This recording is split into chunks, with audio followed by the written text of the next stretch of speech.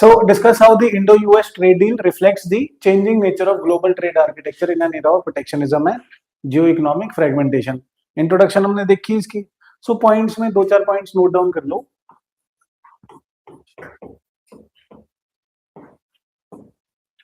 From multilateralism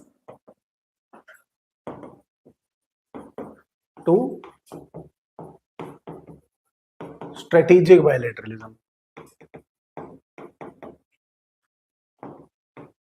strategic bilateralism कि हम लोग मल्टीलैटरलिज्म को फोरगो करके अब ग्लोबल ट्रेड में स्ट्रेटेजिक बायलैटरलिज्म कर रहे हैं. अब इंडो यूएस कर रहा है तो बाकी कंट्रीज भी करेंगे. इंडिया ने यूरोप के साथ भी करा अभी, right. Then geo economics, geo strategic economics भी लिख सकते हो. Geo economics from pure economics. Pure economics में चाहे आपको सामान चाइना से सस्ता मिल रहा है, but you have to have the idea of geo strategic economics कि आपको सिर्फ चाइना पे डिपेंड नहीं करना. अगर चाइना की बात आ रही है तो ऑब्वियसली आप करोगे supply chain resilience. Supply chain resilience. एक और पॉइंट इसमें डाल सकते हो दैट हम किस लिए कर रहे हैं यूएस के साथ ट्रेड डील, कि चाइना से सिक्योरिटी थ्रेट को भी काउंटर कर सकें, यूएस की टेक्नोलॉजी भी ले सकें. So trade from being just an economic activity to an activity interlinked with security. ये पॉइंट भी लिख लो. Trade from being just an economic activity to a activity interlinked with security. पांचवा पॉइंट इसमें लिख सकते हो trade as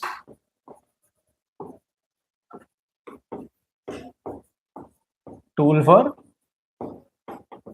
friend shoring.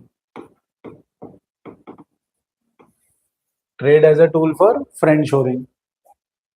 Friend shoring का क्या मतलब कि गेटेड ग्लोबलाइजेशन लिखते थे ना हम, कि हमारे इंटरेस्ट वाली नेशंस को हम अपने साथ रखेंगे. सो हमने ट्रेड करके यूएस के साथ अपनी दोस्ती पक्की कर ली कि हाँ भाई तुम हमारे दोस्त. Trade as a tool for लिख लिया से. What else can be written?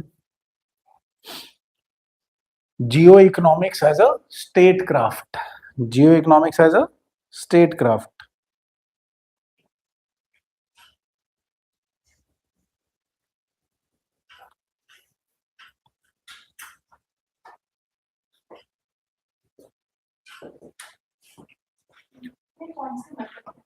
हाँ जी, किसके? आप पॉइंट बताओ, मतलब बताता हूँ कि मल्टीलेटरलिज्म की जगह हम बायलेटरलिज्म. समझ आ गया कि हम बायलेटरल ट्रेड एग्रीमेंट्स करते जा रहे हैं, मल्टीलेटरल नहीं कर रहे हैं.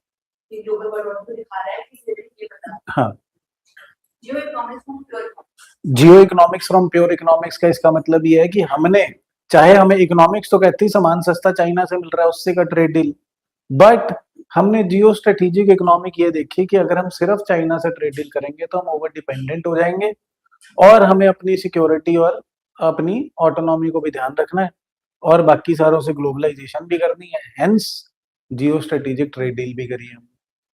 सिर्फ इकोनॉमिक्स से नहीं और कंसिडरेशन पे भी बेस्ड है. ठीक, और बताओ. सप्लाई चेन रेजिलियंस क्या है? ये पेंडेमिक वाला पॉइंट याद करो. जब पेंडेमिक आया था, कोविड आया था, तो चाइना से ही सारे सप्लाई ले रहे थे और चाइना बंद हो गया तो सारी दुनिया में शॉर्टेजेस आ गई. सो सप्लाई चेन रेजिलियंस का मतलब ये है कि डाइवर्सिफाई कर रहे हैं हम अपनी सप्लाई चेन को, कि सिर्फ एक बंद होने से हमारी सप्लाई चेन ना बंद हो. तो ये मतलब इंडिया ने यूएस के साथ ट्रेड के ऊपर एम्फेसिस किया और सिर्फ चाइना से नहीं और नेशन से भी ट्रेड डील हो रही है. सारी दुनिया में शिफ्ट देखा जा रहा है कि चाइना प्लस वन पॉलिसी, कि सिर्फ चाइना से नहीं और लोगों से भी सप्लाई चेन बनाओ. और अल्टीमेटली क्या करने की कोशिश कर रहे हैं, एक चीज आप समझते हो, इकोनॉमीज ऑफ स्केल क्या होता है? इकोनॉमीज ऑफ स्केल है मतलब जैसे रिटेलर महंगा बेचता है सामान. मैंने एक टी शर्ट बना के बेच रहा हूँ तो मेरे को महंगी बेचनी पड़ रही है, पर वहीं मैं 10,000 टी शर्ट बना रहा हूँ तो मेरे को सस्ती पड़ रही है. सो सारी दुनिया मिल करके भी अपना ट्रेड ब्लॉक्स बना बनाकर अपने सामान को सस्ता बनाने की कोशिश कर, राइट? और बताओ।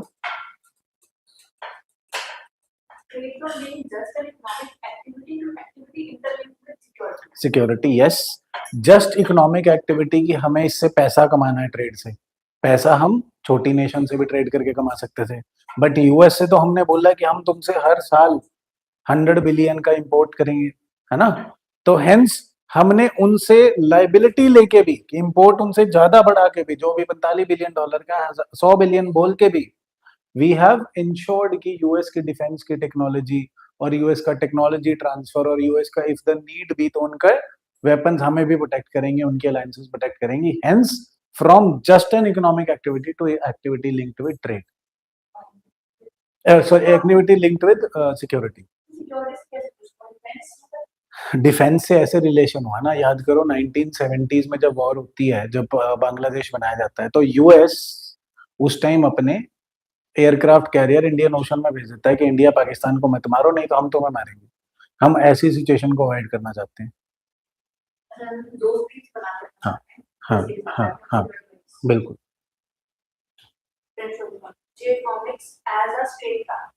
जियो economics as a states craft का क्या मतलब है कि now we are using trade as a diplomatic tool, not just as an economic tool.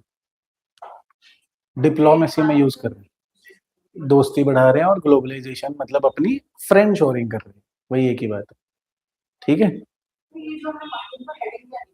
ये हेडर्स ही है। हम्म,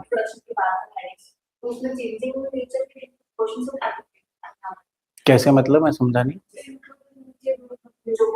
हाँ अच्छा, बड़ी हेडिंग, हाँ बड़ी हेडिंग में यही दोगे, changing nature of global trade, है ना? द इवॉल्विंग ग्लोबल, या फिर ये देख सकते हो, evolving global nature of trade, या evolving architecture of global trade, question से उठा दो। हेडिंग में बड़ी जो हेडिंग दे रहे हो आप, जिसके बॉक्स में करने को कहता हूं मैं, उसमें क्वेश्चन से ही वर्ड्स उठा दो, क्योंकि एग्जामिनर को जो चेक कर रहा है उसे इजियर हो जाता है कि हाँ इसने क्वेश्चन को आंसर किया है ना?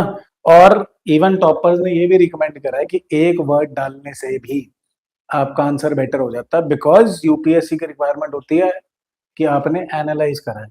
तो आप rather than writing evolving nature, आप लिखो analysis of the global trade architecture. एक वर्ड एनालिसिस डालने से ही आधा आधा नंबर फालतू मिल जाता है। These are again acts of answer writing. लिखे वही पॉइंट्स है, एनालिसिस लिख दिया साथ में, राइट? ठीक है, चलो। सो इसके सिवाय हमने पॉइंट्स देखे, तो क्रिटिसिज्म क्या होगा? क्रिटिसिज्म वही होगा कि हम मल्टीलेटरलिज्म को अगर डिमोट कर रहे हैं, प्रमोट नहीं कर रहे, सो ट्रेड ब्लॉक्स बन जाएंगे।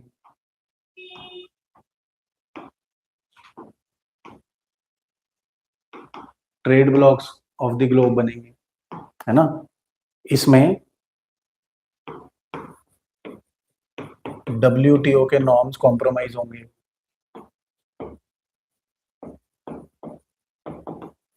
और क्या हो सकता है जी इससे? What else can be the criticism?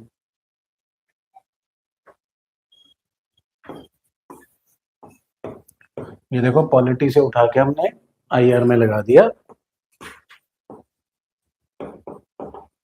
Cooperative globalism reduce होगा,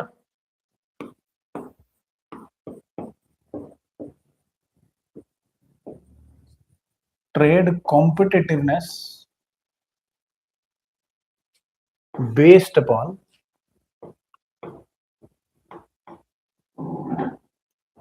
बायलेटरल अलायंसेस इंक्रीज होगा। तो इससे क्या होगा? बायलेटरल अलायंसेस ज्यादा है तो दुनिया छोटे छोटे ब्लॉक्स में टूट जाएगी, जैसे वर्ल्ड वॉर 2 से पहले टूटी थी, राइट? तो इस सिनेरियो में what should be the way forward? India को क्या करना चाहिए अब, जब ग्लोबल प्रोटेक्शनिज्म आ रहा है? थोड़ा सा दिमाग इसमें आप लगाओ, व्हाट डू यू से? सही समझे। अब इसको सही वर्ड्स में डालो। अरे ये वर्ड तो बार बार यूज करता हूं मैं। Way forward for India, ensuring क्या, स्ट्रेटेजिक ऑटोनॉमी, है ना। आत्मनिर्भरता को और स्ट्रेंथन करना चाहिए। और लिख लो 2-3 पॉइंट्स वे फॉरवर्ड के भी।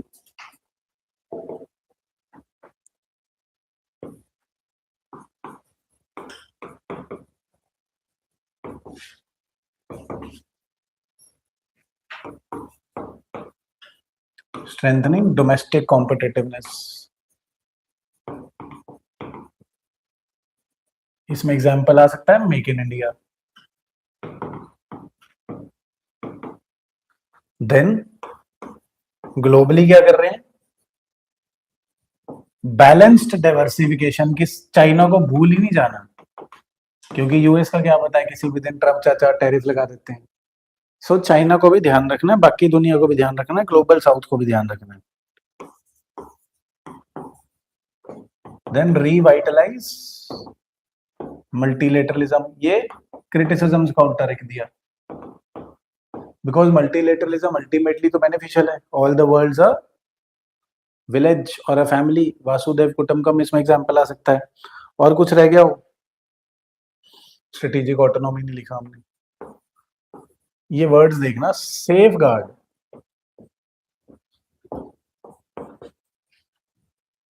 स्ट्रेटेजिक ऑटोनॉमी,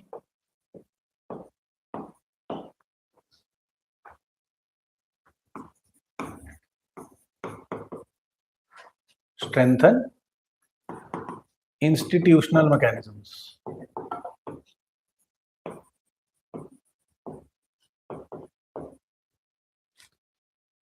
कोई पॉइंट में कोई प्रॉब्लम? कौन सा वाला?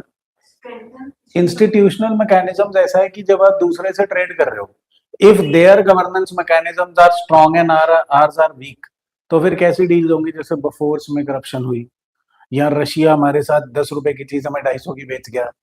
सो हेंस हमारे ट्रेड डील के मैकेनिज्म्स एफिशिएंट होने चाहिए, विदाउट करप्शन होने चाहिए, एंड हम उनकी अकाउंटेबिलिटी मॉनिटरिंग कर सकें, ऐसे होना चाहिए। these are the things you can write under this heading every time।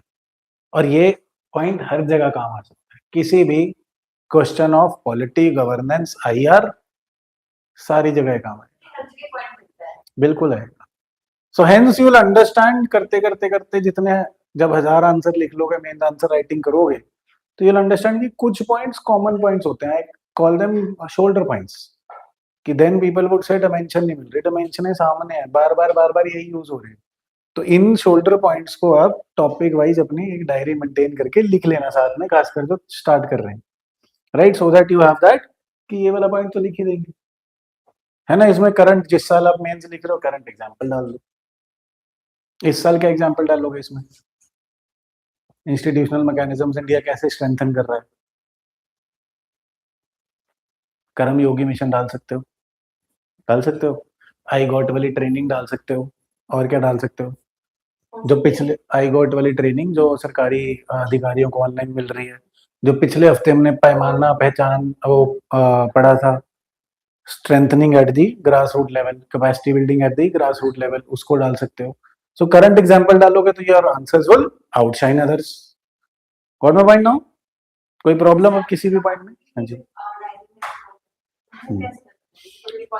कैसे कर सकते हो इसको ना, you can syllabus wise, syllabus के टॉपिक्स लिखे, polity IR, polity governance IR में ये 3-4 पॉइंट्स आपके जो बार बार यूज हो रहे हैं, उनको नोट डाउन है, शोल्डर पॉइंट्स की सारी जगह यूज हो रहे हैं। I call them shoulder points, you can call them common point, whatever you want to, but ये बार बार यूज हो जाए।